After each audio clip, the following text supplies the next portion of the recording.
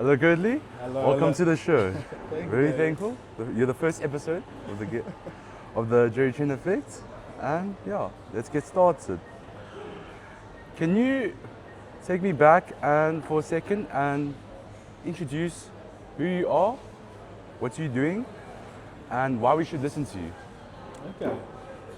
So my name is Curtly Olyn. I come from a small town in the Northern Cape called Campbell. I went to school in another small town called Douglas. So they're in the Northern Cape. Something about me, I've always been quite hardworking. I've always just focused on academic side of things a bit more. I was not very athletically inclined, if I'm in college, so I focused more on my academics, doing well in school, and that opened up the door for me to come and study at Stellies. I came and studied beer accounting. I finished my degree, did the honors, and then I did 1 year of academic articles here at the university. And still, yeah, at Stellenbosch University, and then I did 2 years of articles. So then my 3 years of articles are split up into 2 years at PwC in Stellenbosch, and 1 year at the university. And then I qualified as a chartered accountant.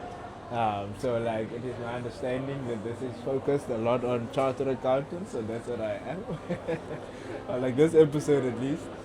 So the idea of to tie it back, the idea of the podcast, the Gerry Effect, is to educate the youth, to help the youth, to build peace, to build knowledge, and to progress through conversations.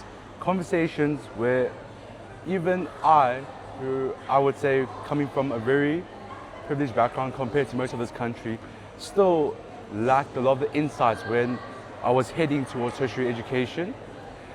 For example, so I went to a school called St. John's College, but even with such a elite school like that, they didn't have accounting as a subject. Yeah. And so when I first came to university and started doing BAc or accounting science degree, I kind of went in blind, not knowing what to expect, not knowing what the idea of accounting is, and a lot of the misconceptions regarding accounting. Quick side note. Actually, when I first met you, and I asked you, do you speak any other languages besides English? And you told me yes. And then, so obviously, I pointed out to educated guess. I thought of a African language more. Yeah. And you told me you are not only fluent in English, but also, ironically, surprisingly, Afrikaans. Afrikaans, yeah. Could you maybe just do a 30-second introduction of who you were? And like you did earlier, but also in Afrikaans for the camera, please. Okay, ja, ek kan dit definitief doen. So ja, so my naam is Curtly. Soos ek gesê, ek is van die Noord-Kaap. So dis waar die Afrikaans vanaf kom. Jy weet, daar in die Noord-Kaap, een van die vennote sê ons praat net Afrikaans vir selfverdediging daar so. So ek was by Hoërskool Douglas, ek kom geswat by Stellenbosch, ek was by als hoogte en ek het geregistreer as 'n geaktueerde rekenmeester. Dis wat hulle in Afrikaans noem. So dit is baie interessant. So dit is maar as gevolg van die Noord-Kaap en waar ons groot geword het. Daarso praat ons net Afrikaans. So dis hoekom ek Afrikaans praat en nie een van die Afrikaanse tale nie. So ja, dis 'n klein agtergrondjie oor myself. Baie dankie. Ek verstaan niks. But anyways. Can you take me back to your personal journey regarding childhood influences, expectations?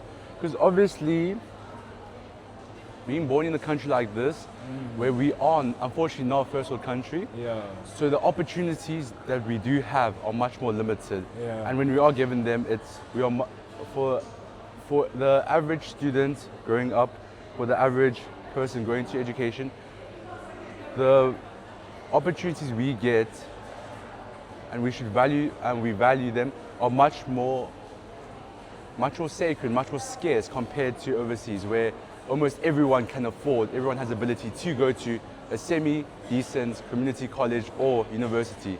Unlike South Africa, where if we talk about the big five, the 5 best universities in the country, almost every year we hear about the stats of the amount of applications compared to the people accepted.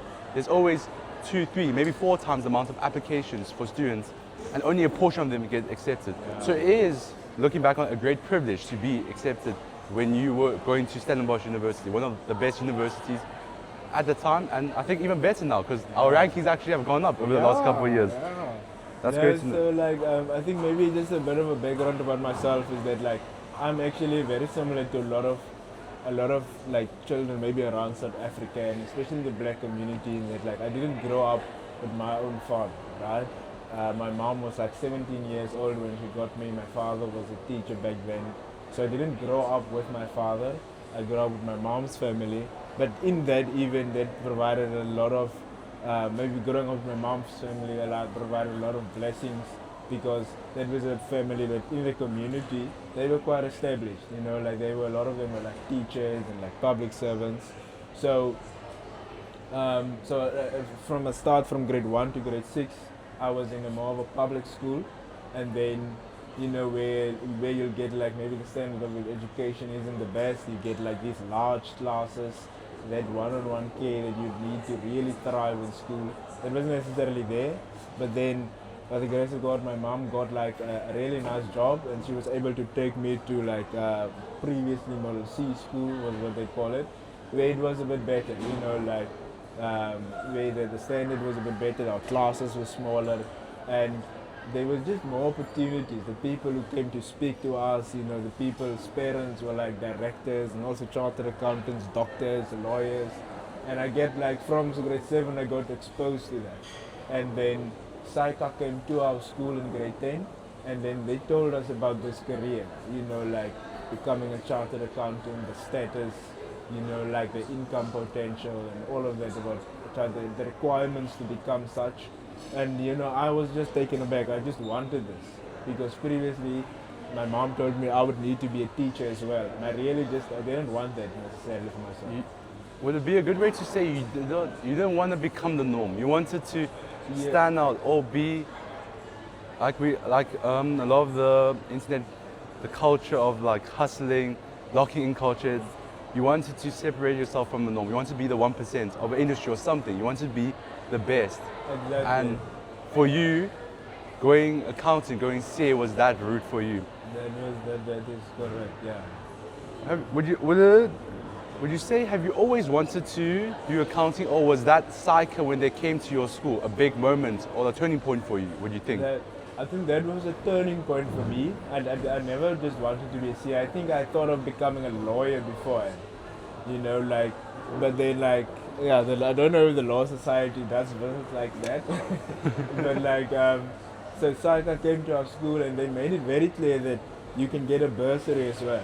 So that was one of my primary indicators, you know, that okay, this is what I want to do. This is a really good career choice, and there's the road is open. You know, and that's I think something that Saika does really well in its engagement with students from a young age, to sort of inform them about like chartered accountants and about the bursary especially, that can create this avenue for them to become CMs. Stellenbosch, the university came in for me also because I was there, that previous Model C school, and then Stellenbosch also reached out to our school quite a lot. They had a lot of initiatives to get especially colored and black people, you know, to recruit them to the university. So that's how I found out about Stellenbosch. That's how I filled in my application for Stellenbosch. And yeah, like you said, I wanted to be part of the best. So like at the time, it was my understanding that Stellenbosch was the best university for accounting specifically, maybe like in general as well. But so then I wanted to be at the best. I wanted to be part of the best, and that's always, you know, that maybe slight competitiveness in me, that I want to stand out. I mean, Yeah. I know that's not the words you're supposed to be using when you interview a CA, but no one wants to be an NPC, right? You know what that means, Curtly? An NPC? No. Can you explain that? So I think this is more of like the younger generation slang. Okay. So NPC is when you play a video game, right? You obviously playing the first person of the main character, of the story, of the narrative of the main character. Then the NPC is non-playing character. Non-playing character. Okay. Yeah, no, I definitely don't know that. So I mean, like, there's a joke where we always say it's obviously when you meet people in universities, when you interact, you obviously always get to the topic of what degree you're studying. Yeah. And then a joke amongst, I think, across all universities in South Africa, amongst all degrees, it's at least like any degree is better than the BA Humanities. No hate to them, Yeah. but, and you know, you don't want to be an NPC, you want to be a working professional. A professional accountant, a professional lawyer, or the likes. Yeah, no, you want to be the main player of your own game. Main player of their own game. So it's fair to say you've always had an academic mindset, like, and also a competitive edge to you.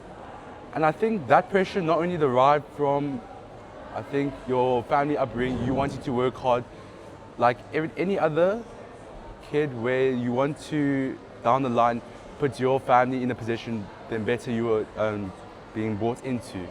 That's a good way. Yeah, that is a good think- way to say it. But then, during those times, whether you were, because obviously, coming from you, as you told me, you went to a better school, a better education over that, but still, it wasn't easy, not by Yeah. all means. And you actually told me you were on the Tutuka, sorry, how do you say it? Tutuka bursary. Tutuka bursary. So for that bursary, I assume, and they took the best marks, the best candidate options, and they obviously sponsored them to go into the university program. Could you take me a journey on like how that would work and how that has like affected you, or what that showed you throughout that process? The process of applying or the process of going like being part of the A bit bursary? applying, but also the mainly like going through it and what you do. What was different compared to when you interacted with accounting students or other bursary students down the line? What was special or unique, or that taught you something from that scholarship perspective? Yeah, so the process of applying for Tutuka is that like you can apply online. I think they do have online applications available now. You can just go to the bursary, search Tutuka bursary fund, and then apply. Back then we still had to send manual application forms. So I needed to send my application form via post. You know, in the application form they say where you can send it to. But it was a strange thing because like my initial application was not successful. It was actually rejected. But then luckily the administrator of the bursary here at Stellenbosch. So she obviously saw that I got into Stellenbosch, she saw my marks, and then she asked me to apply and to send my application directly to her. So that was such a blessing for me, you know, like that, and then because of your marks, they really matter. Like so, because you'll apply to your university with your grade 11 marks. So then it's amazing that they went and scoured through the marks and through the profile of everyone, and then actually reached out. So like getting good marks in school, it really matters. You know, it can open up doors for you, like academics open up doors for me. So then I applied and I got in the bursary. So like Tutuka has certain agreements with the universities. One of them is that like you'll get residence. So that was an amazing thing for me, is that like I did get into my residence, but then like because of the bursary that was also secured. And then Tutuka is such a comprehensive bursary. It not only pays for all of your studies like 100%, but then it also gives you something like a small allowance to get by, and then they also give you extra classes, and they encourage you to take part of everything that the university has to offer in terms of academic aid. So like they have structured tutorials. Sorry to interrupt. So I think Tutuka bursary, I think it's what a lot of the online things we see, I think it would be equivalent of the overseas when they refer to a full ride scholarship with every boarding, accommodation, tuition, and to some extent allowance and all additional resources included. Exactly. And then, so when you got there, I'm sure it was such a turning point where you said, that's one more step closer to what I want to achieve. Exactly. So like one more step, and then Tutuka also had like socials and community outreaches just to help you to develop you into this holistic sort of CA, a well-rounded, that's what they call it, a well-rounded CA. So then like, you know, like we got introduced to CA, so it was like, it really guided you through that process. And when I got here, you're one step closer. A lot of people don't like it because there's a lot of extra classes and there's a lot of extra activities. But imagine if you get a bursary, a scholarship, Were and you those- only have to study. Were those mandatory or optional? So they were mandatory, And then the reason why they were mandatory is Tutuka would get sponsors, right? And this is how I got my firm. Tutuka would get sponsors from the big four firms, from AG, from companies. So for the camera, sorry, for someone who doesn't know about accounting, what would be the big four? Oh, so the big four are PricewaterhouseCoopers, PwC, KPMG, EY, and Deloitte. So those are the big four accounting firms that we have. And from what I understand, the big four aren't only the biggest four accounting firms in South Africa. They are the biggest four companies, the biggest accounting firms across all countries, across all different cultures. In any culture, in any country that is established and has banking systems, there's a very good chance one of the four will be there. Yeah, so it's not maybe like your banks where you have like big five banks and then they're only here in South Africa, like Capitec for instance is only here. The big four are worldwide. And then that's the nice part that allows you then to go and do your articles, or after articles, once you've qualified, it opens up an avenue to go abroad and to work abroad because you're part of this global network in one of the big four firms. I think that there's some medium firms that also have a global footprint and they can also open up an avenue like that for you, but the big four, they have the widest reach worldwide.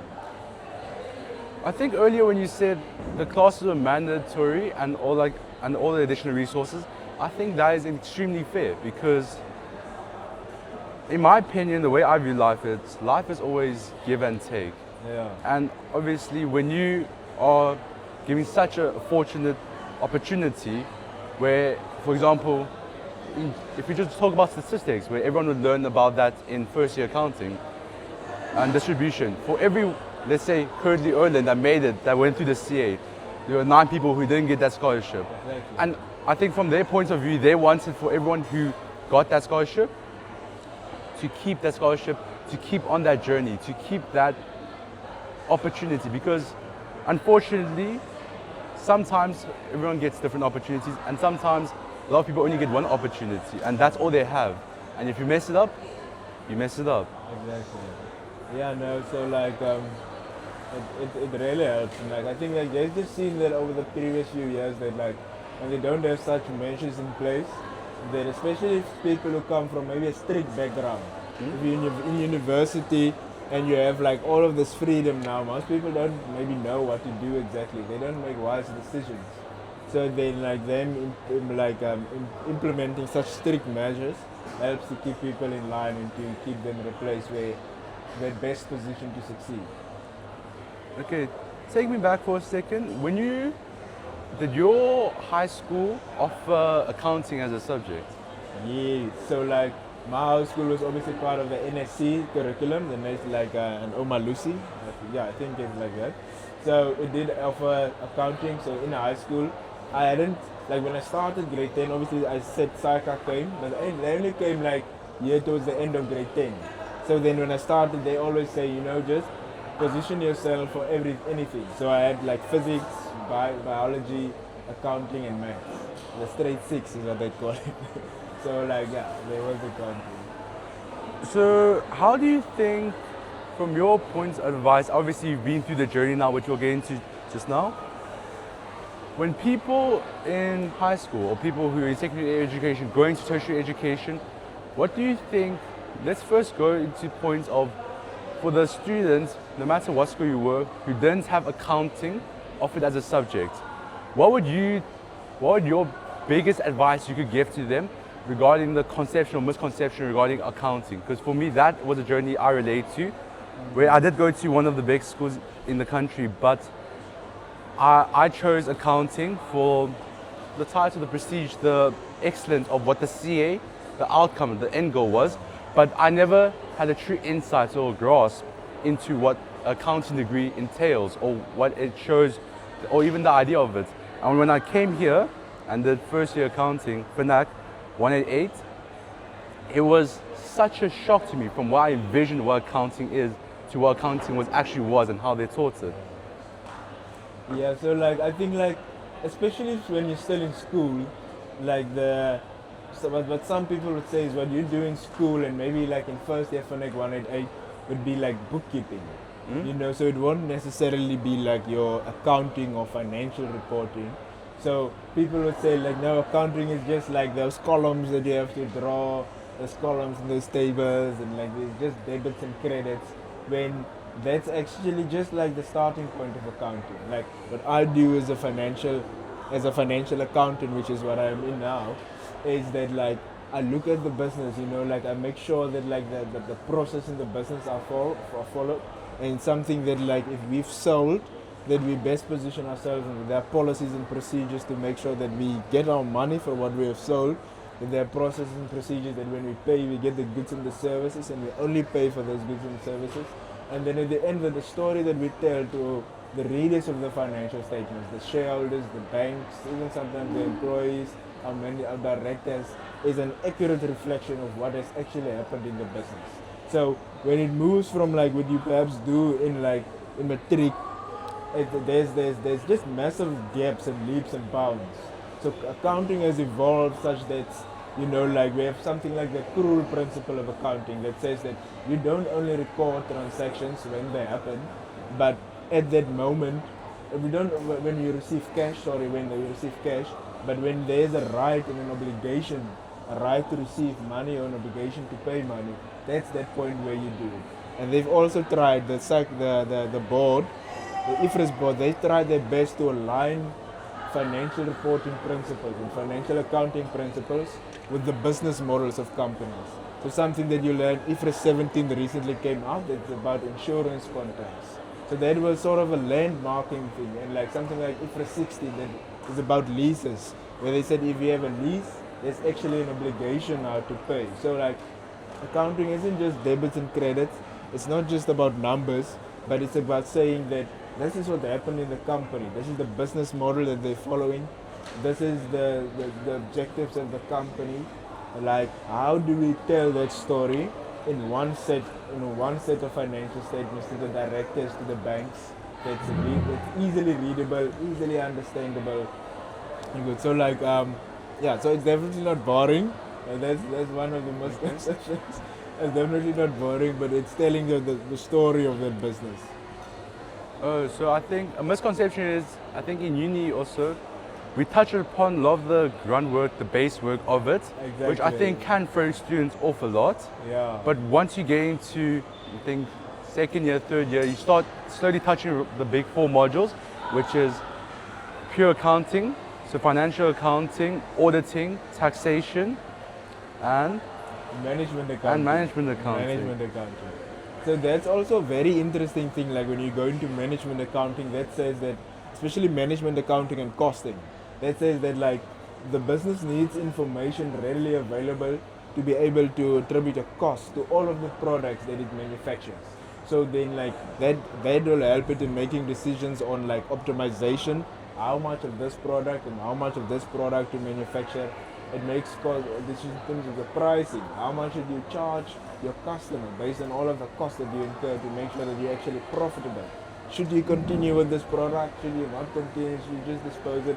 So there's a lot that goes into it, and like accounting is taught in steps to people. So like during your first year, especially if you're not doing the extreme, then you're not going to get that full picture of what is all of the things that goes into it. So to the people, I'd say stick with it. Maybe read a set of financial statements to get a proper understanding, or speak to a chartered accountant to get a better understanding of what actually happens. But it's not boring. It's not a person who's locked in an office all day just crunching numbers. It's making business decisions. It is providing relevant information to the chief decision makers. It's analyzing a business. It's it's analyzing a business. It's helping in decision making. it's almost the backbone of the financials and the decision making of a company. Exactly. I think that is the final outcome, because I remember when I had my first accounting class in Stellenbosch. I think another thing I want to point out is, I think this statement isn't far-fetched. If you do not want to be a CA, you shouldn't be in accounting science. Oh. What do you have to say towards that statement? So, look, I think like I think not everyone is necessarily meant to be CA. So like in accounting, for instance, we have different bodies. There's SIMA that looks after like your management accountants, and then there's SAIPA that looks after your financial accountants. The chartered accountant is obviously at the peak of the industry. You know, like especially the South African chartered accountant, we're the best, we're all like amongst the best, maybe 2, 3 best bodies worldwide. From don't quote me on this, but from what I know and from my research and heard, just growing up, South Africa has, or SAICA specifically. Sorry, can you just explain to the audience? So SAICA is South African Institution of Chartered Accounting. It's our branch of the Chartered Accountants Association, but then that falls under a bigger group of the international standard. So SAICA manages chartered accountants. So then like internationally you get like the international financial reporting standards, and they have a board. They look specifically at financial accounting. And then you have the international registered auditors, IRBA, the International Regulatory Board of Auditors. And they look at auditors specifically. So like SAICA is then like SAICA said like let's create one body that will incorporate both the financial accounting side and the auditing side. You know, to have a thorough understanding of like the financial division. So like that's what makes chartered accounting so special. It's that like you know like you have one professional who is affluent in like this 4 different fields: taxation, financial accounting, auditing, and management accounting. So I wouldn't say that like it's not worth to study accounting science if you're not because like everyone is different, man. And like people will still need, for instance, a financial accountants to just set up their set of financial statements. And you can still, if you have a business that does that, you can still leverage that business and still make it successful. You know, like if you are aggressive and if you are well versed in your marketing and your network, you can still become very wealthy as a financial accountant. Or you can go and be a management accountant, for instance. And that's also like, and then you register with SIMA, which is the Chartered Institute of Management Accountants. And then you can be a management accountant where they focus mostly on management and stock accounting, or like on the finance side of things. So, like I said, like the CA is obviously at the pinnacle of the degree, but if you're a professional accountant, just at the basics of it, you can still be much better off than most people. Maybe, yeah, you'll just not be like you'll probably always report to chartered accountant. But like, I mean, that's why people go through that suffering. Yeah. But you can still do it if it's your passion.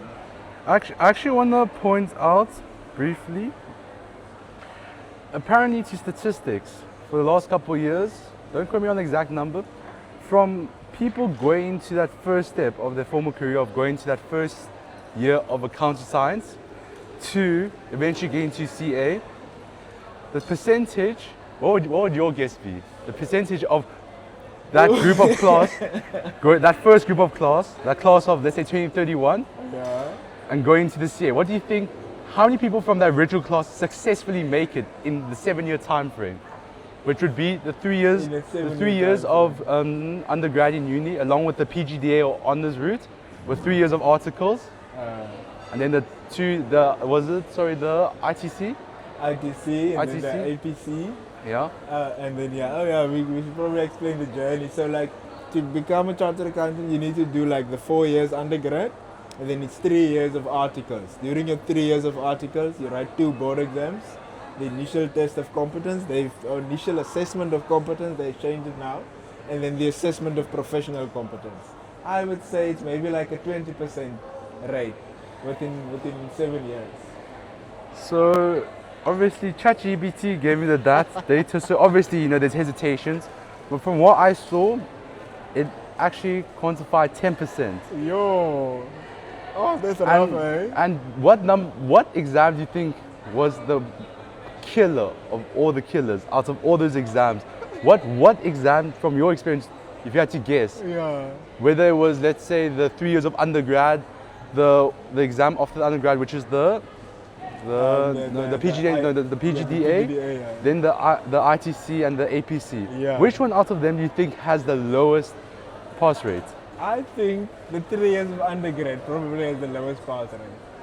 I think that one. I think for most people, once they're done with those 3 years, then they're most likely to go on and do their PGDA, do their board exams, regardless of how long it takes, perhaps. But I think it's those 3 years of undergrad that gets most people. So obviously, I didn't check the exact stats for the undergrad because obviously people change degrees, people convert into degrees. But I did find out that the lowest pass rate for across all the different exams, because also once you eventually reach your ITC or APC, the people who should be gone are already gone. Yeah. Let me tell you a quick joke from probably my first interaction with accounting class. So when I first went to accounting class last year as a first year student, I accidentally went to the financial accounting 178 class, not the 188 class, to the people who did do accounting high school. And then lecturer, Mr. Lalong, looked at us. One of the first things he says, obviously a little introduction, CA, business leaders of the future. But another thing he said is, take a look around you guys. Next year, half the people you shouldn't see. Very simply, very straightforwardly. And a bit harsh, but also a bit humorous. Yeah. Because I think a stereotype which the accounting industry definitely has, it is one of the most, like the lowest pass rate industries, that journey of it. Yeah. It becomes a long and drawn out journey. And that's why, like, you know, like as a CA, you're at the pinnacle of a business professional and of I wouldn't say just an accountant, at the pinnacle of a business professional in accounting. We'll get into that just now, but also I think you can just clear above insight. So when you become accounting, or specifically a CA, that CA, obviously, so IFRS is the controlling body, but the beauty of why a CA is worth so much is because the financial standards, obviously every country has its slight like variation, standardization. However, a CA, once you achieve that degree, you can go anywhere in the world. Yeah, you can go anywhere in the world. I've known people who've gone to Bermuda, to the USA, to Japan. A lot of the people from the specific office where I work, they went to Amsterdam in the Netherlands, which was I think that's a pretty popular one from what I know. Because they go to the Deloitte Youth Project, I think, and then Amsterdam offers it. Yeah, it is very popular, especially for the people here in Stelly. A lot of them go to Amsterdam, so you'll have a whole community there. But you can go anywhere. Even the United States has its variation, like they still use US GAAP, so it's a variation of IFRS, but it's not so far off that like you won't be able to apply it. I think you may need to do like a specific training course on about the fluctuations between the two, but you'll be able to apply it. You know, accounting still is accounting. You'll be able to apply it very well. Okay. The last, I would say, almost two-part question. I think for the advice you can give to people who are going to university before we continue towards the university topic. So you've been in the industry of finance. And I think that's you probably have a much more better insight than most people do. Two-part question. First question, would you recommend for people who didn't do accounting high school, who want to go into, let's say, EMS degree, but a degree with accounting, maybe as core, like an accounting science degree, but maybe not like a financial accounting, management accounting, or like a management, investment management, which all has accounting, just not the CA accounting.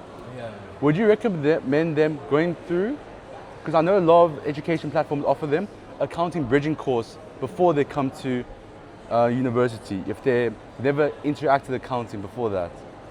Yeah, so I would really suggest that going there, because like most of the people that I've known or that I've interacted with who didn't do accounting, but they want to become CAs, then you need to do that 1 year, then you do 1 year, FINEC 188, and then they need to do a bridging course at the university.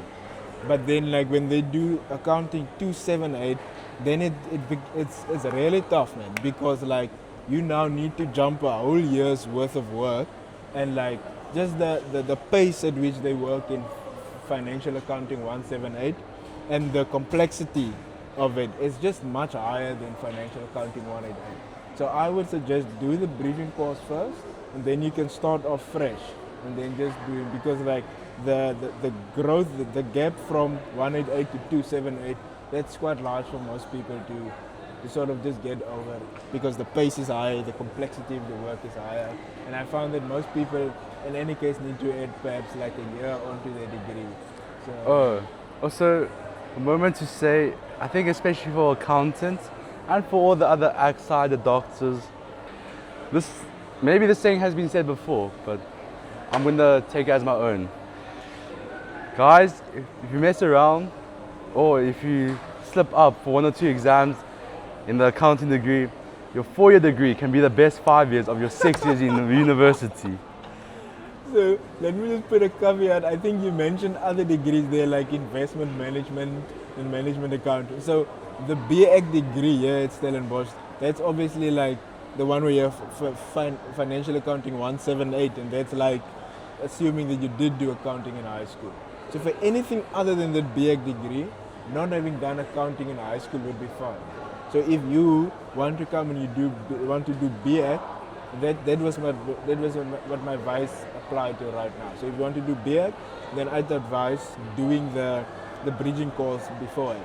But if you're going to go into investment management, something like investment management, financial accounting, or management accounting, then I think you should be fine, because then that program is set up so that you can do financial accounting 188 and instead of 117.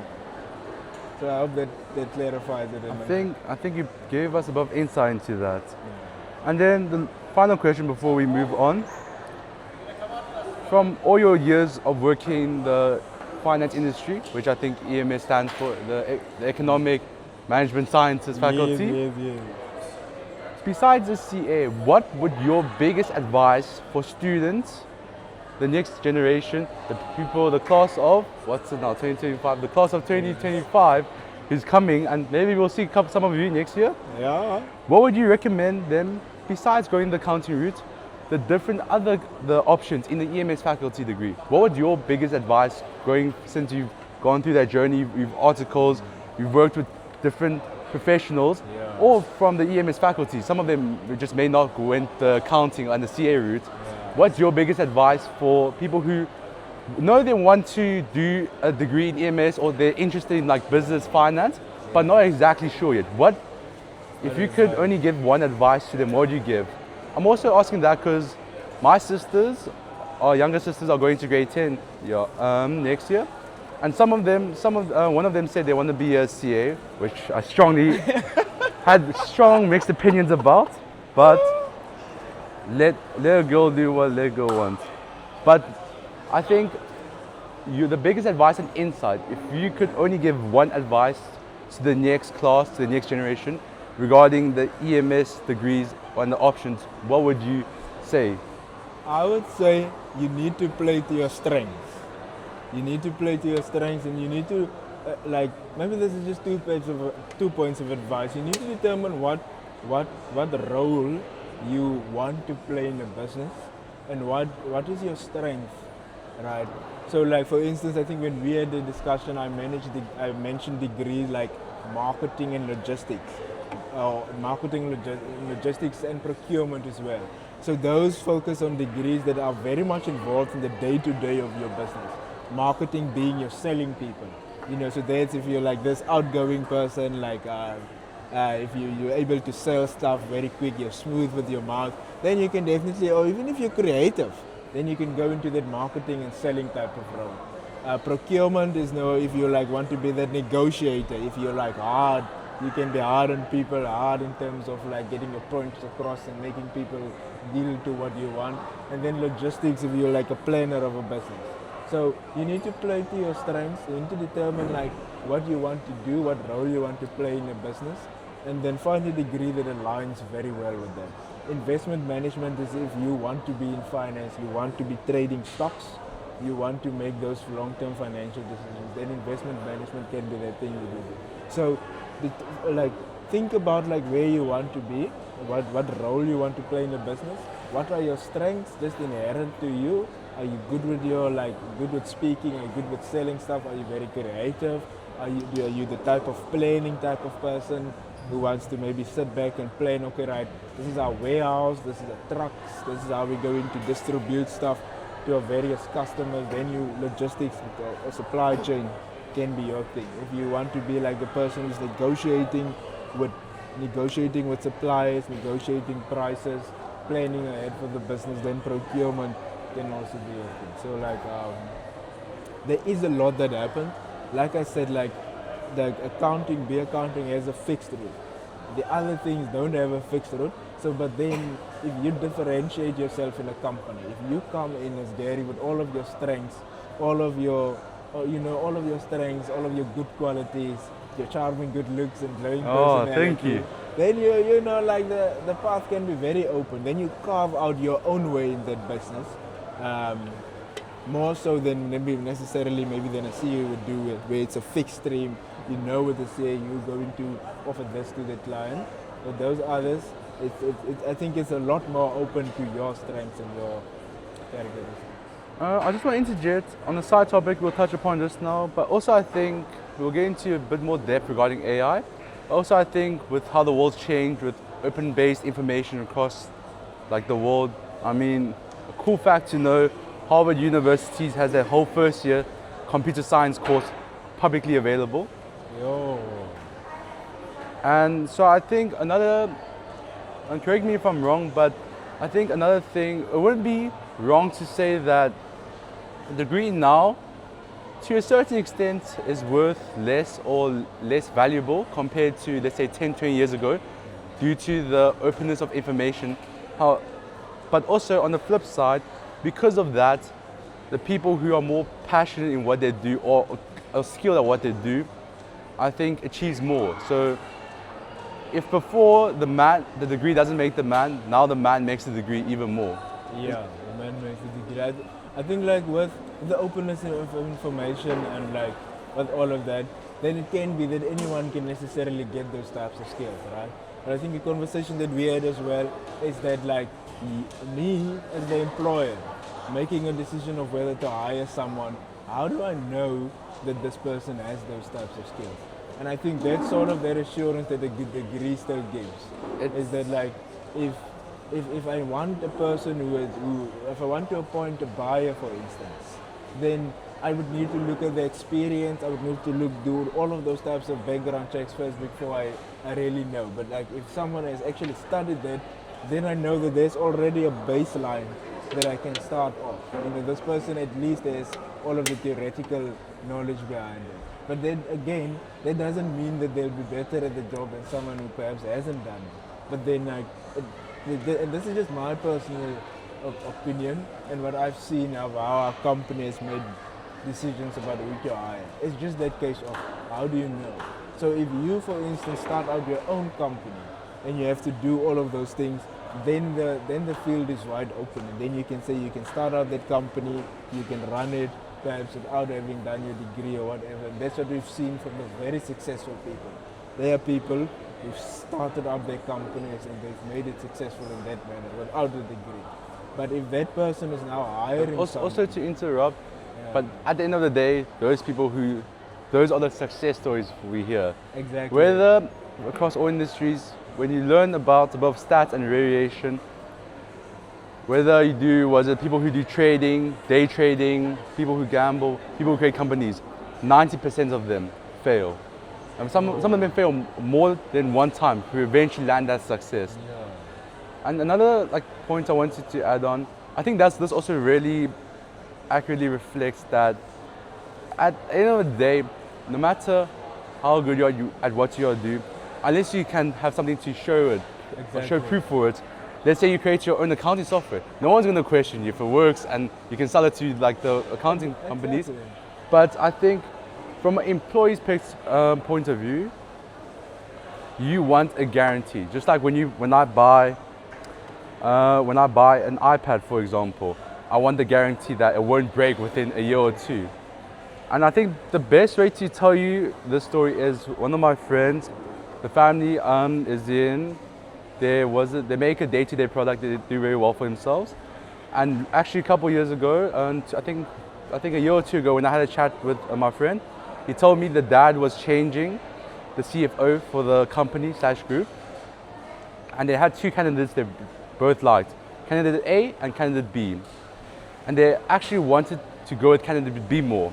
However, they eventually went with candidate A purely because candidate A had that CASA attached to him or her, and candidate B didn't have it. What do you have to say regarding? I think that story very simplifies, but also showcases that.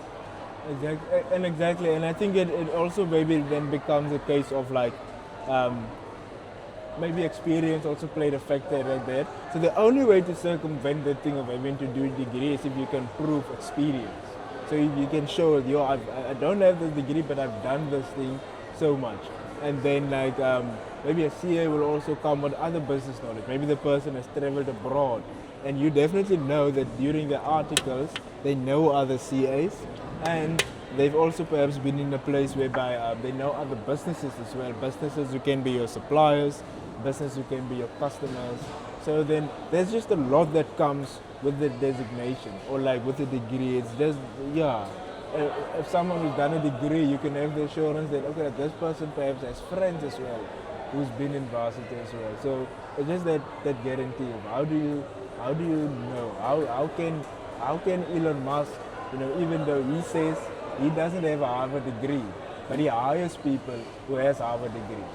So then like, because how can he be sure that the next person he hires, even though he doesn't have a Harvard degree, will produce the same results that he himself has done? And I think it's just that safety aspect. Some people are willing to take that gamble, bless them. But then others just want that surety, that assurance. A steady like route. Because also, I mean, at the end of the day, I think through different cultures, different backgrounds, through different classes, one thing everyone agrees on is you want that assurance, that safety net. And you can do whatever you want after getting that degree. And you might not have to continue with post-grad, higher education after that, but once you have that, it's something you have with you forever, for perpetuity, throughout the rest of your life. Exactly. Because say like in my own company, I also have a situation whereby like there is a guy who he only did his undergrad in accounting, and he didn't go the full route. He's been there at the company for 10 years now, and for 10 years experience. Now he's finding him in the place where I just joined this year, and he's competing with me for like for promotion that's coming ahead. So like, and then I think you're gonna get it. Yeah. So like, and I'm like, or I would need to say no. Like, I don't know what would happen. So there's not a guarantee that either of us, he's probably added more during his 10 years to the company. So then on the basis of his output perhaps in the company, they can say you added. But if they're going to like go and look at just only qualifications and all of those things, then I'm definitely going to get that. But the crux of the matter is you don't necessarily want to be in that position whereby you have to compete with someone who's much younger, much less experienced than you. If you can position yourself to have that degree, if you can position yourself to have that qualification or designation behind you. And just face the turn a bit. I think chair slightly. Okay. Just a little bit. Perfect. Thank you. I think another topic we always touch upon is habits, routines. I think as a student we learn really quickly. They were not lying when they said university can, if not managed properly, be much more stressful, be much more time consuming. I also think another point I want to add before I let you explain is in high school we had a structure. We had a 8 to 5, 9 to 5, certain times with the extracurricular activities, but we had a set amount of time that we had to work, we had homework to hand in, we had parents hounding over us when we weren't behaving properly. But in university, obviously, not for all the degrees, some, for example, I know Eng students have mandatory attendance and tutorials every day, but I also know the EMS faculty, for example, doesn't have compulsory tutorials for marks, compulsory classes or registration. So I think, and that, when you put students in their own world, they obviously do stupid things. I mean, some of them were teenagers or were having their first legal drink a couple Yeah. months ago. So I think I wanted to ask you, as someone, quick shout out, who did extremely well throughout both all undergrad years, achieved way too many cums for that I can't relate to. And I think when you graduated undergrad, I think you told me you achieved the average of what, low 80 something Yeah, percent. like 80%, I think. 82%. And there are people struggling for 50%, guys. Just remember that as a comparison. But from your point of view, what separates a student who passes versus students who fail? I think it's discipline mostly, discipline and consistency. So like something that my aunt told me in school already is that like the first time you revise, that you study, can't be the night before a test, or it can't be just because this test is coming up and that's the first time. So like that's something that I applied in that like I make time every day to spend on my on the work that we covered, and then also made sure that I spend time afterwards. You know, like I tried to plan and I tried to spend time afterwards going through it. So then I made sure that the first time I saw my work wasn't just when I had to write the test. So consistency and that discipline and knowing like, okay, right, it's time to work now, it's time to submit your tasks, it's time to submit those online quizzes, it's time to do your assignments, so that none of it catches you by surprise. You're never caught into a place whereby it's the night before and now you need to cover all of this work. So, because my thinking is that if you're here, right, if you're here in Stellenbosch, then it means that you deserve to be here, you met the entry requirements. So my thinking is that you should be able to pass. That's what I personally feel. But the thing that doesn't work for people is if they don't work. They don't work consistently and discipline. It's that quote everyone always says, talent, hard work beats talent when talent doesn't work. Exactly.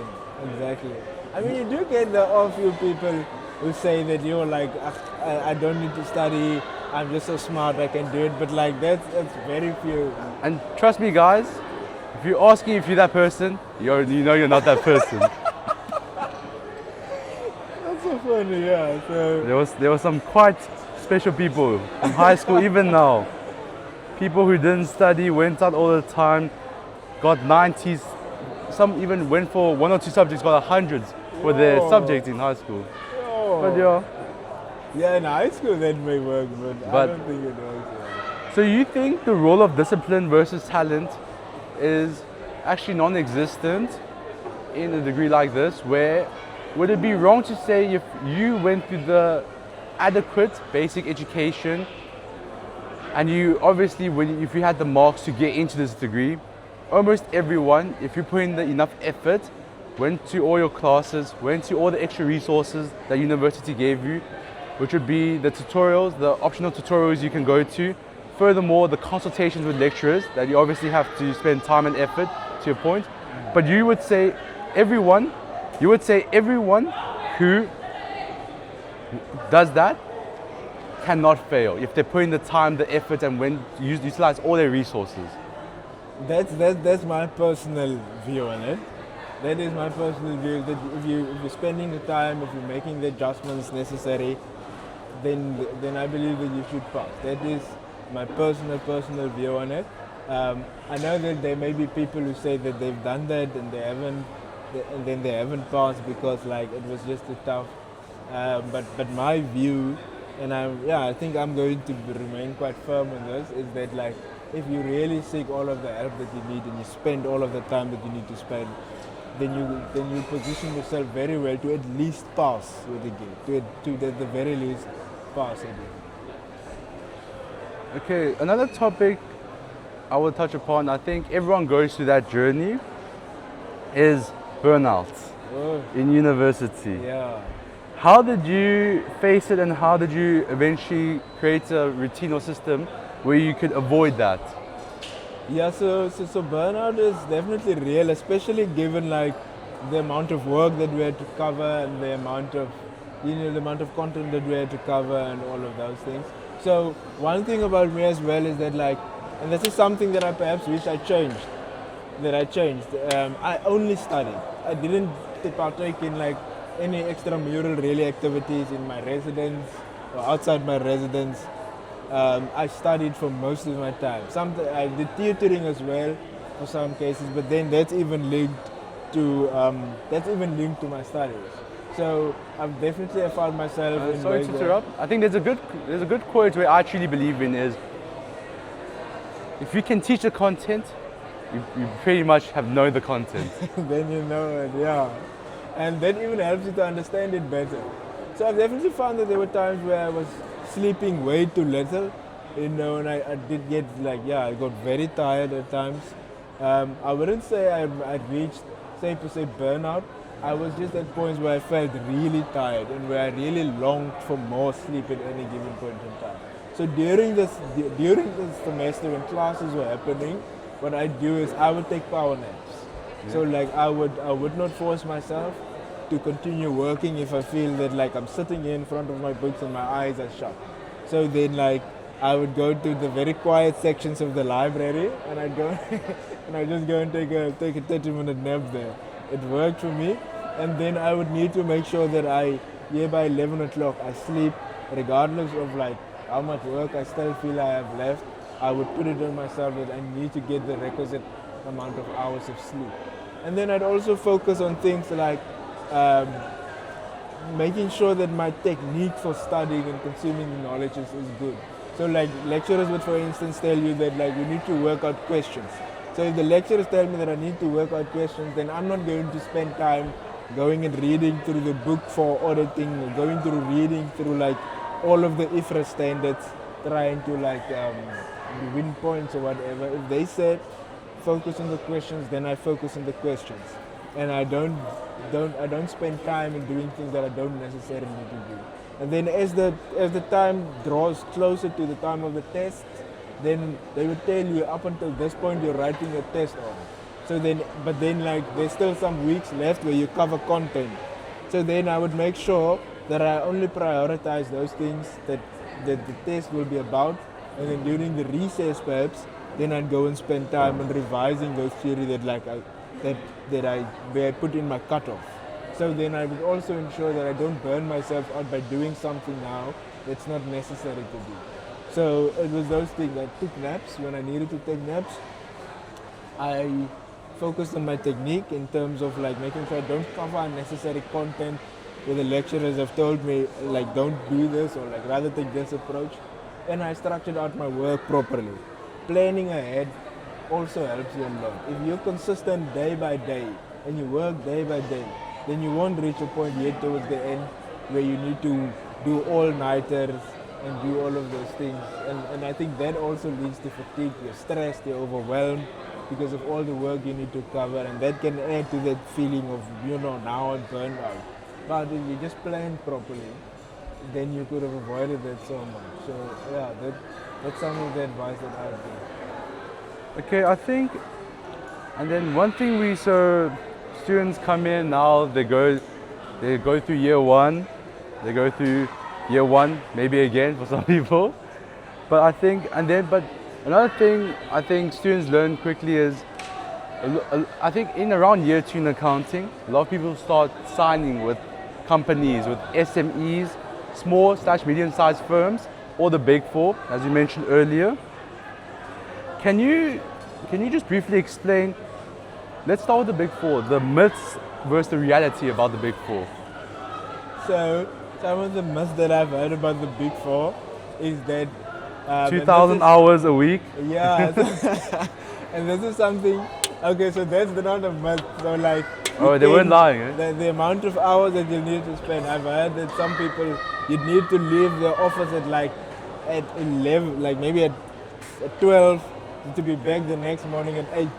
But then the reality is that won't happen for the entire year.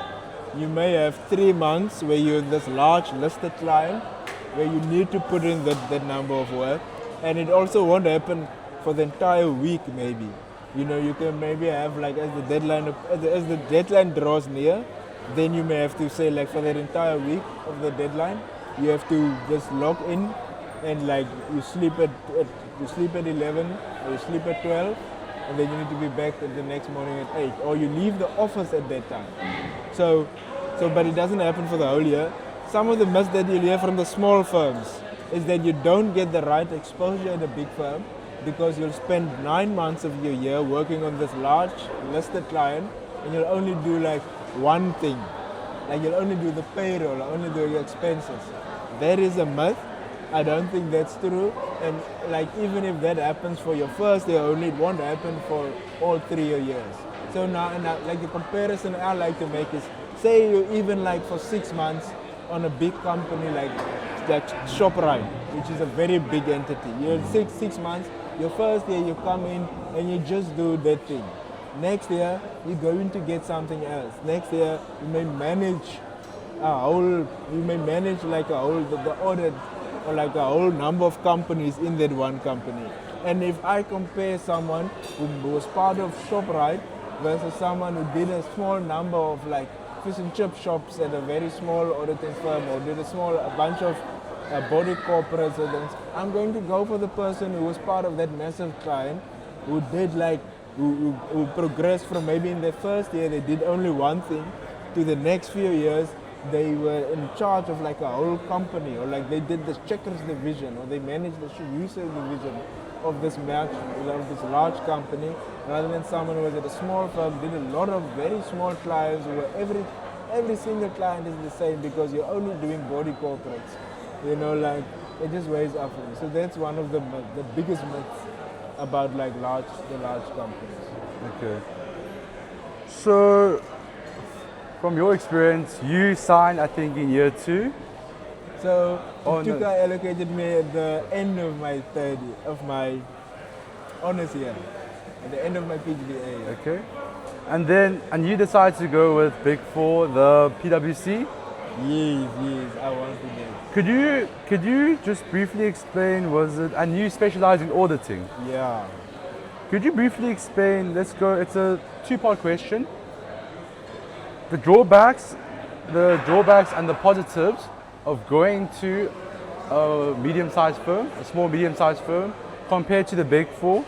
And the 2-part question on top of that, how the different parts, so the different of the Big 4s that you specialize in, which is auditing, tax, management accounting, and financial accounting, the good and the bad of the future opportunities and career progressions for that. So I would say one of the negative things about like a smaller and medium-sized firm is sometimes perception, right? I've heard of and I've seen like some instances where companies want a CFO or financial manager, and they would specifically state they want someone who's been in the Big 4 firms, who's audited large listed entities, who was in the corporate environment, and they would want someone who is at the Big 4 firms. And I think like the Big 4 firms, another drawback is perhaps opportunities to go overseas and to go and like work after your articles, to go and work like the Big 4 firms just have much more established avenues to go overseas and to go like to your preferred country even than the small and medium-sized firms have. Some small and medium don't have any opportunities like that because it's just been like a company who was established by a CA and they just grew massive, so they don't have any footprint in another country as well.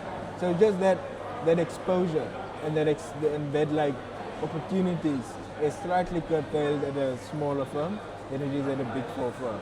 It's still there, maybe if you look hard enough you can still find it, but the Big 4 just have much better opportunities and avenues to go there. A positive thing about them is at times the level of exposure that you get. Like I mentioned now, because at a smaller firm you'll do a smaller company, right? So you may find, like what I've heard from some of my friends, you'll do the audit of the company and then you may need to submit the tax returns as well, or like of that company or of a different company. So you get much more hands-on direct exposure onto like a day-to-day basis from the accounting point of view, from the financials point of view. Exactly, and you can get that because it's much smaller, and the independence risk is not necessarily that large. So that's with the smaller companies, and you get it from way earlier than you perhaps get it at like a Big 4 firm. Because again, if I go back to the example of ShopRite, there won't be a clerk on ShopRite who's doing the audit and doing the tax, because that just creates independence issues. that creates independence issues for like the big four firm. And because they're a higher profile client and a public interest entity, you won't get that. You also won't get that the clerk is during his first week going to speak to the CFO of Shoprite. Whereby if you're the smaller company, you may speak to the CFO, or the CFO may be you may speak to him every day, you may see him day to day. Maybe on a day-to-day, on the operation basis, you have to interact with the CFO because Exactly. they don't have that big of a Of a team team. size for the financial department. Exactly. So those are some of the positive things that you get there at the big four firm. And then, so obviously you can do your articles at the big four, at small, medium-sized firms, but you can also do them at banking, at investment firms, at a lot of financial institutions across different industries all provide an article opportunity.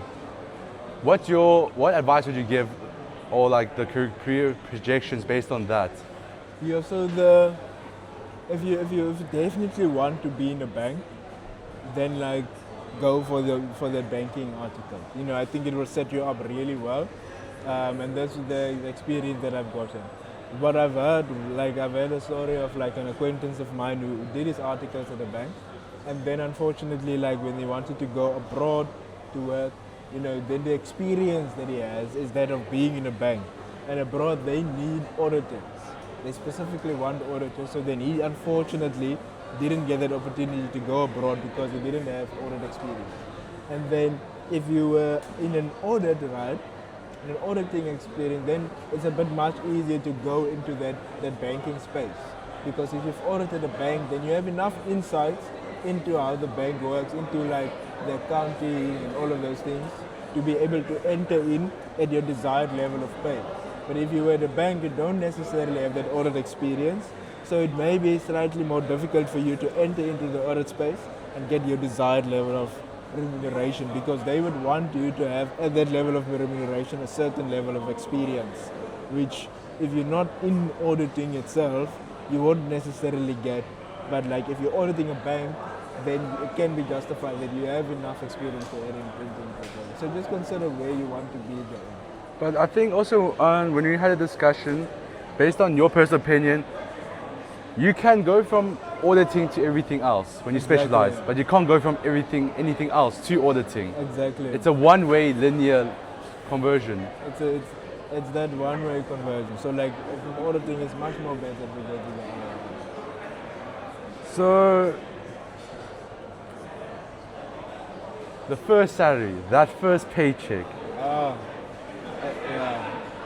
what do you, looking back on it, if you could give your advice to your 20-year-old self, what do you think is like the biggest financial mistakes students make, and to the next extent young professionals make when they get their first paycheck and that first taste of freedom, let's call it? Yeah.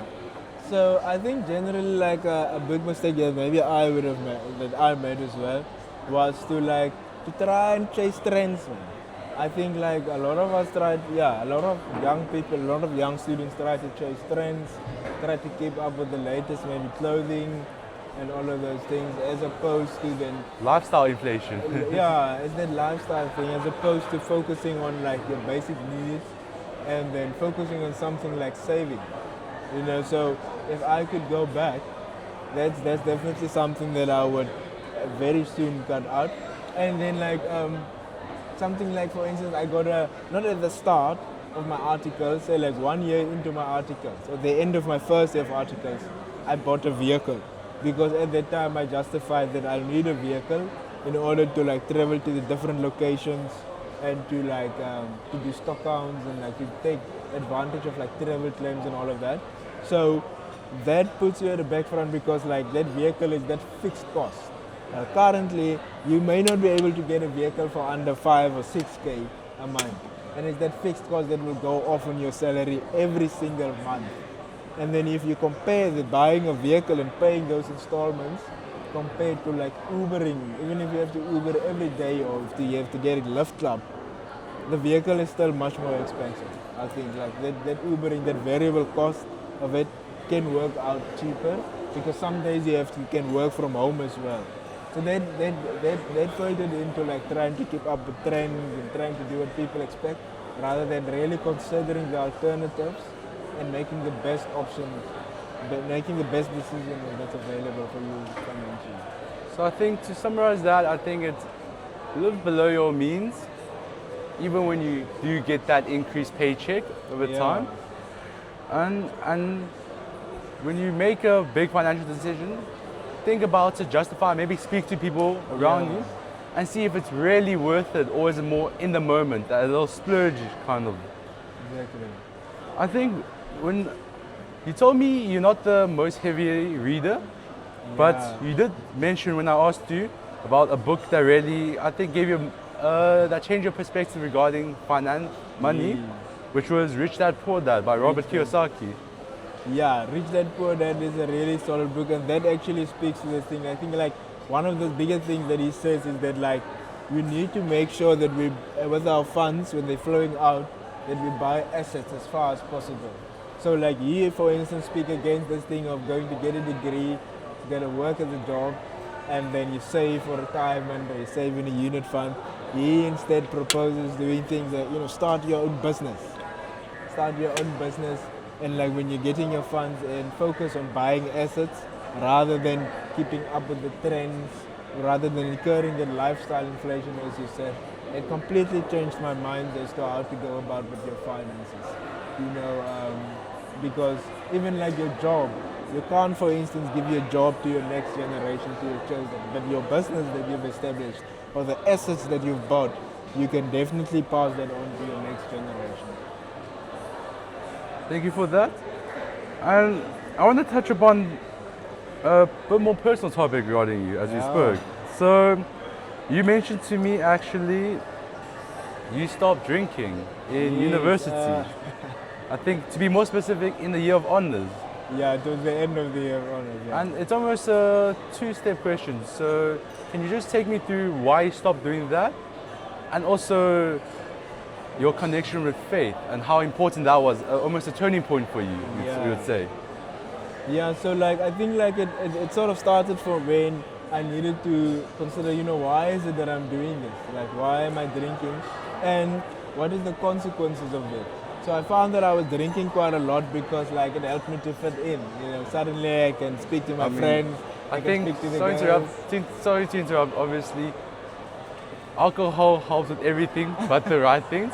But also, I mean, Stellenbosch, I think, we also have Infamous was a nickname, which is the party capital of South Africa. I think that's university. Oh, really? I think it's probably the biggest party university, relatively speaking, compared to all the other universities. But that's also the beauty of this place, is because we have that privilege of being able to walk on the streets, of being able, even with the good and the bad, for most part, in the day, anyone can, as long as obviously there's been some safety issues over the last few years, or last year, but compared to other universities, we are much more free. It's a more European, town-centric vibe, and I think that also contributes to it. But as you were saying, It contributes a lot towards it. So like, so that's the reason why I was doing it.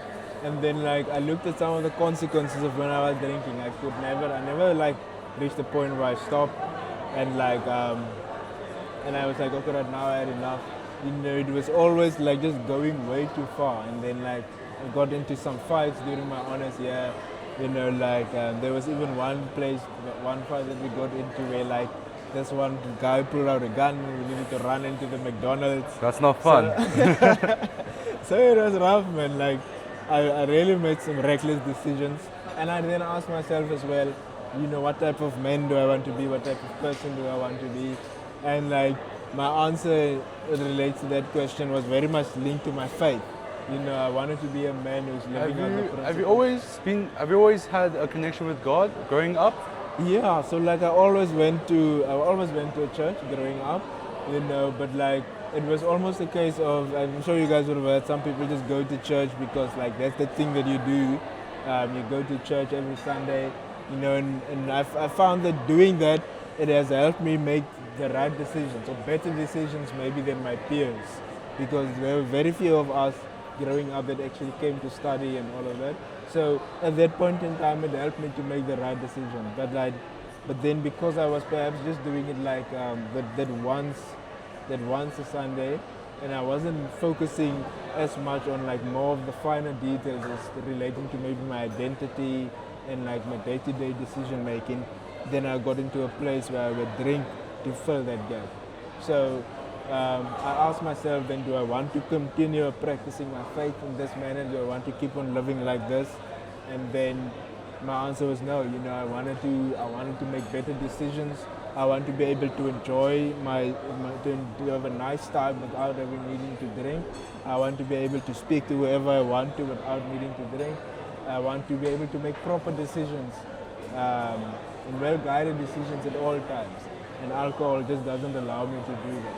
So I stopped drinking and I started to focus more on my faith and to focus on growing that relationship with God. And that really it helped me to stop drinking and to consistently not go back into that space. Sorry, remind me again. And you've been sober now for? So it's been since 2020, maybe like 5 years.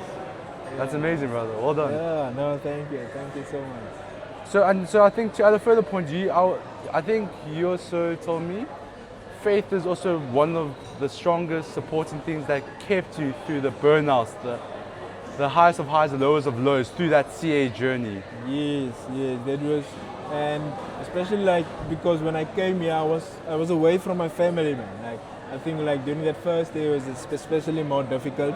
I was the first time I was away that long, and what really kept me grounded, what really strengthened me, was faith. With just going to church. At that point in time, it was enough to just keep me to the next week, knowing that I'm going to church on a Sunday.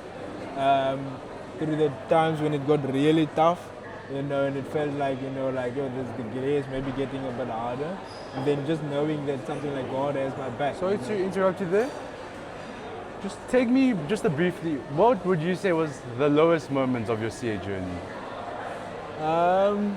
The lowest moment, it was probably during that honest year, right? When I think I reached a point whereby there was a time when I couldn't study. Like, I couldn't study because I wanted to actually do my articles at a bank. Yeah. Strangely enough, I wanted to go to the banks because at that point in time I'd gone to the banks, so I applied to them. But then maybe that links with this identity thing as well. But when we went there for a week, they obviously saw my interactions. Yeah. Because I was only focusing on academics, then I hadn't developed my interpersonal skills. I hadn't developed speaking with people, being confident and being confident in communicating and all that. So they rejected me. Both of the banks rejected, like all of the banks rejected my application. And then I was maybe at a point of thinking, like if my academics couldn't get me into the banks, then what is it even worth it? You know, what should I even try anymore? So I think I was very despondent. I may have even been lingering on depression. And then I think that also coincided with me drinking a bit more, just to fill that gap and stuff.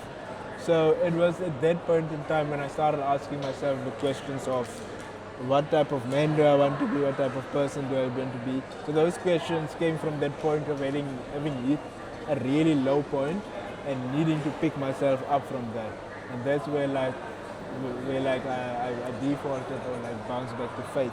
And it was so amazing because like I got good marks, right? I got really good marks. But those good marks weren't enough to get me into the job that I wanted. And it wasn't also good enough to fill that void in terms of like identity and confidence. You know, I thought it would do it, but as soon as I didn't get what I wanted, or the good marks didn't get me where I wanted, then I was completely shattered. So that was. Did you think? I think a lot of people go through that. I think more strongly in like the finance business industries because a lot of them eventually become business leaders or entrepreneurs. Because I think a lot of people at a certain point they attach their self-identity to their degree, to their job, and to their work somewhere down the line. Yeah. And I think through that process you also learned a lot by yourself and you separated the two. Exactly, because then like regardless, I think after that what happened, there were lows again, But because then like my identity wasn't fixed in my degree or in how well articles were doing, but it was my identity was fixed in like in God and in my relationship with Him. So then I was able to ride any other challenges that came as it related to like this journey of becoming a CA. Because suddenly this wasn't the main thing, the most important thing in my life, and this was just going to be my designation and my job. So obviously, when you're in a degree like this, a lot of people, I think, are failing. Some of them are failing. Some of them are going through the process of repeating. Furthermore, I would say a lot of them have huge amounts of expectations and pressures among them. And I personally cannot relate, but I think a lot of the people also, we have a lot of the first generation of going through university. I think a lot of the students, whether it's through bursaries or the parents have worked really hard and have the ability now to send that first kid to university. What do you have to say looking back on it? Because you also had your very high ups and downs. What advice would you say to people who are lost right now, who are in the states of, let's say maybe they know they're going to fail this year. They're thinking about dropping out, about changing, or maybe carry on. What do you have to say to them? So like my advice to them would be, because I'm a person of faith, so my advice on like at the time when things look tough and like where you maybe don't see any outcomes is to know that like is to have faith basically, to just believe that like you're here for a reason, that even though things may not work out now, then there will be other outcomes. If this didn't work out, as long as you're alive, man, as long as you're alive and as long as you continue to search, continue to push, there are other avenues that are available. Just because this one didn't perhaps work out, or if there's still a chance to salvage it, and this is what you really believe that you ought to do and what you want to do, then look for those opportunities to salvage it. Go to Admin A, ask Admin A people what are the opportunities that are available if you want to come back and if you want to continue at this institution. Get as much information as possible. Then also you can consider going to a different institution if that's something that you'll consider. Get all of the information ready, determine what you want to do, what you are passionate about. Go and see if there's another institution that has that available. Are there bursaries available for that? There are opportunities available. If you still have time right now, if you still have a chance at an A3 that's available, then at that point in time, just strengthen yourself in the knowledge, in faith, in whatever you get your strength in it from. If you're a Christian and you believe in God, get to the place where you strengthen yourself and know that He does not leave you nor forsake you. He'll be there with you. He wants what's best for you. He wants you to prosper and He wants you to be good. If it's your family that strengthens you, give them a call. Tell them, play open cards with them and tell them that this is the situation where you find yourself in now. Have those discussions. They're not going to be comfortable, but have those discussions. You need to if they something that I once heard about if you feel shame, for instance, you need to put your shame to shame by exposing it. If you feel a lot of shame because where you're finding yourself in, then you can just speak to someone then lay that shame bare, and then that person will tell you that you don't need to feel ashamed about this. Maybe someone else has also been in that situation, and then they can just guide you through it and they can help you through it. But all is not lost. There are so many opportunities available. So you need to believe that, and you need to go and seek those opportunities out to recover. So you would say having a support structure, whether that being friends, a partner, or very good open bases. Obviously not everything. You never tell your parents everything. That's one thing, No, tell them, man. Not everything. Close to everything, but not everything. Is being open, having those open conversations, having that support structure, because that, even for people who don't think it is important, does really matter.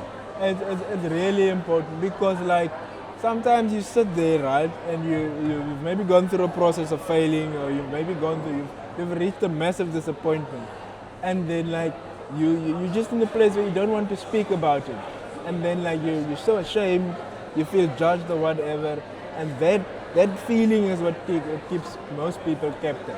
But if you just went the route of just speaking to someone about it, you already feel so much better just having exposed that feeling, just having exposed, what you're feeling. Then someone can pour into you. So your support structure has helped a lot.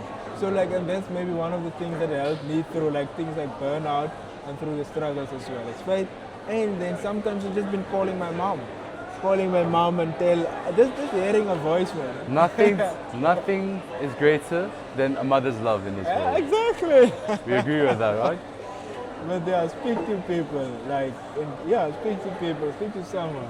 Okay, and then so Are we actually sure we Curtly was kind enough to bring some of his accolades. Yeah. It's this one, I think, eh? That's the undergrad and this one is the postgrad. That's correct. So what we have here now is the undergrad. This is the undergrad one, I think. This is the undergrad of your accounting degree. Yeah. For the camera. Not everyone gets this, by the way. And that's cum laude, guys. Cum laude, sorry. Say that louder for the camera, for the mic. Cum laude. Cum where you get 75% average. Yeah. This is the postgrad. Yeah, this is the PGDA, right? It's the PGDA. Unfortunately, that's not cum laude, but yeah, I still got it. Yeah, it's fine. This was a cum laude, eh? Oh, no. Then both of them are undergrad. One is just Afrikaans and one is English. But that's not important. I think what is important is this thing. I've actually never seen this before. It might have been a bit of personal interest, but I really wanted to see a PsyCurve certificate before I changed from this degree, guys. Well, that's for another day. Oh, let me help you. Let me keep it on this side. Sorry, this is the honors degree.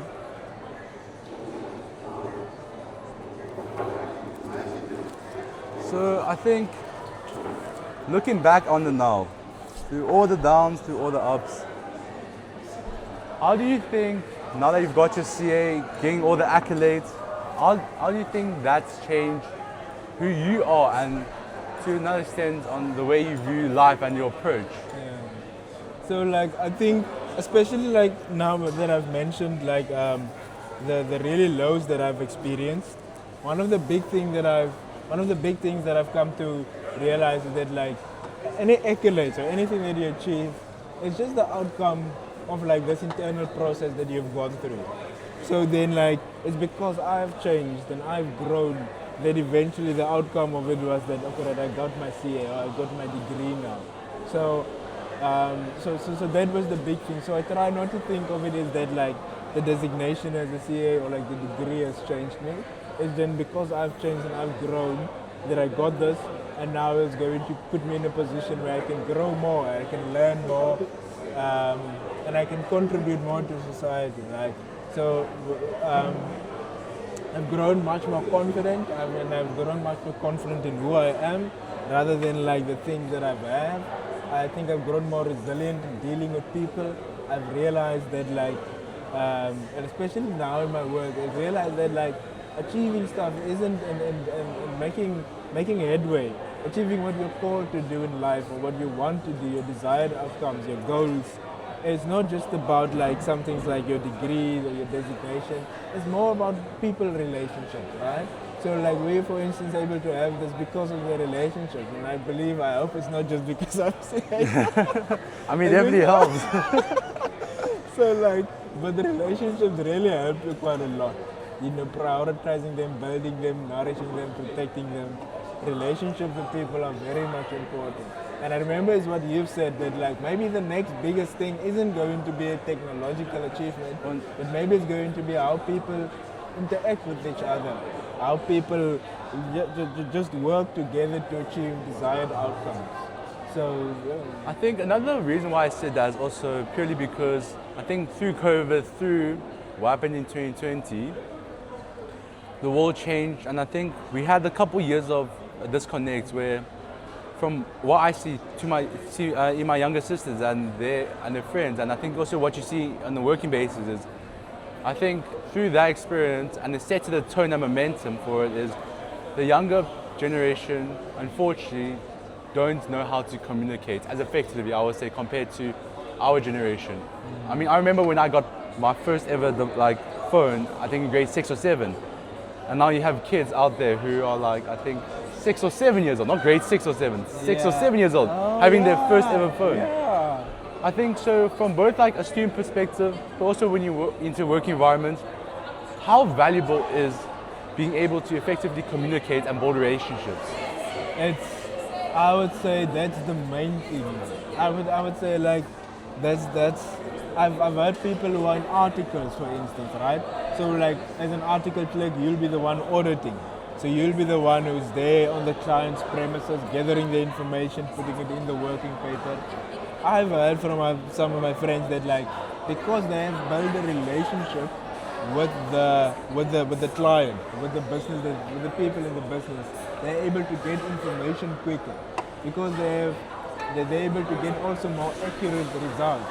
Some of my friends who are managers now have said that they've been in a place where they're able to run audits much more quick and much more faster because of the relationship they built with the client. Because they let the client know, listen, this audit, I know you don't like, because the clients don't like being audited.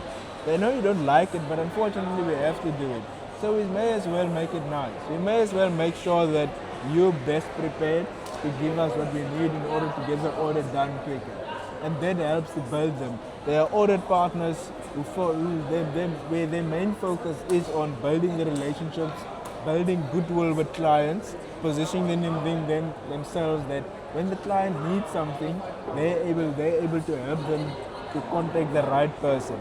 They're not necessarily the most technically sound chartered accountant, but they're that person who's able to build those relationships. And because of that, they're not the most technical person, but because of their relationships, the most effective. They're more effective, they have more clients, they bring in more money for the businesses. And if you want to be a CEO of the company, say like as a chartered accountant, you'll most likely be the CFO. What separates the CEO, which is the executive, the decision maker, the face of the company, is going to be that person who can actually speak. You can speak to clients, you can speak to suppliers, you can speak to the general public, you can lead the people in the company, you can convey its vision the best and then get the people to come along so that they can achieve that vision together. So I would say, and that's why I said, it's something I studied a lot.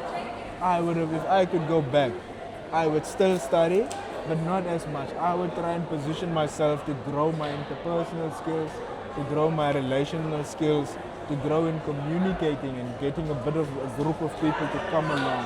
And that's why I would say, like, if you're considering to go and study something and it's not BAC, then look at like what you want to do and where your strengths lie, right? If your strengths are in those interpersonal relationships with people, then you can differentiate yourself just based on like the actual value that you put in the company from the value that you can bring to the company. So like it is very important. It will help you a lot. But still remember, you still have to study. Yeah. There are 3 things in life, in my opinion, which are guarantees. Yeah. Death, taxes, and learning. I just want to go into closing statements. Yeah. First one, if you could meet your 18-year-old self, what your biggest advice to him? I think you mentioned earlier, life is not only about the books, it's about what's around you, just building, having a good relationship with professors, speaking, learning a bit more, going to the career fairs where the big 4 come here and show them. Yeah. But I think that also matters a lot, and that also builds you a lot as both a person and a working professional. Yeah, definitely. I would definitely say like build yourself, and I would also tell myself, don't try to fake it, man. Mm-hmm. Like really, like before you try to go and build those relationships with other people, I would tell myself back then to just build yourself. Like make sure that you like a general thing that like all of humans can agree on is to love others like you love yourself. Love thy neighbor like you love thyself. Exactly, but then like you need to love yourself. So you can't so I think like I try to circumvent that loving myself part to just like loving other people, and then you become a people pleaser. And then you realize you don't have peace and energy within yourself. Exactly. So that's also something that I encourage people. Just make sure that like you do actually like yourself, that you know yourself, you know like what you like, you know what you don't like, and you focus. And based on that, I would also focus on like my strengthening my faith a bit more earlier. You know, like I said, I was in church back then, but you know, like only to the extent where I went on a Sunday, not to the extent where I allowed my whole like decisions to be directed and guided by the word. So I want to do more of that, and I believe that will help me. But just loving myself is amazing. Last two, I think you're 27 now. Yes, yeah. You don't That's have a how- girlfriend from YNO, right, Curtly? I think No, it's not for lack of trying at least. I don't know if that's a good thing or bad thing. No, like I think yeah. Sorry, your question is? I think what as a 27-year-old CA with 2 years of working experience and 1 month to specify, the final two questions: what legacy, at least the 27-year-old you, and maybe down the line we will reflect upon this episode. What legacy do you want to leave personally, spiritually, and professionally for, let's say, the next 5 to 10 years of your vision? So going forward, I want to be someone who adds value. So like just in my work. Oh yeah, and I just want to say, I actually have. This is my 4th year since qualifying as a CA. No, my 3rd year. So I have. Yeah, so this is my 3rd year. I qualified in 2023, so my 3rd year. Just to say that, I want to add value. I want to add value to the company. I want to add value to the people that I'm working with. I want to add value to like the church where I'm a part of. So I definitely don't just want to be a consumer. I don't want to be just a person who just receives the salary and just does the list. I want to add value to the company. I want them like, if I'm not there, they must miss me. If I'm not there with my friends, they must miss me. If like, God forbid, if I'm not there at the church, they must say like, your Curtly is not here. So I just want to be that person who adds value. Then I know I want to add value to myself so that I can add value wherever I go. And then I believe through that adding value and enriching others, enriching my company, enriching my friends, I believe that everything else that I want will be added to me as well. Love yourself and love others and do good. Exactly. And then for the final question, if life was a book right now, Yeah. what chapter do you think you are in currently? I'm in a chapter where I'm strengthening my character even more so that I can be even more consistent. And I believe I'm also in a chapter where, because I'm strengthening my character, I'm building my finances a bit more, I'm adding a bit more streams of income to my life. And I'm in a chapter where I believe, like you asked about like a girlfriend. I believe that is going to happen. I mean, you're not soon. getting any younger now, are you? Don't rub it in, Gerry. sorry. So yeah, that's going to happen soon. So like building my character, building my resources, and like I think like yeah, that third part needs to happen as well. Thank you for coming on the show, Curtly. Thank you so much. Can we just get a photo together Oh, with this in with the this middle. thing? Yeah. Okay, we can definitely do that. Can we take off the? Yeah, we can take that off. And then, wait. Oh, okay. Oh, should we move to the seat?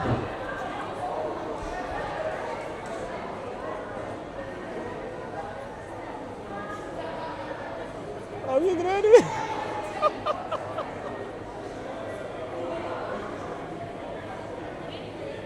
Is it good? Okay. Thank you.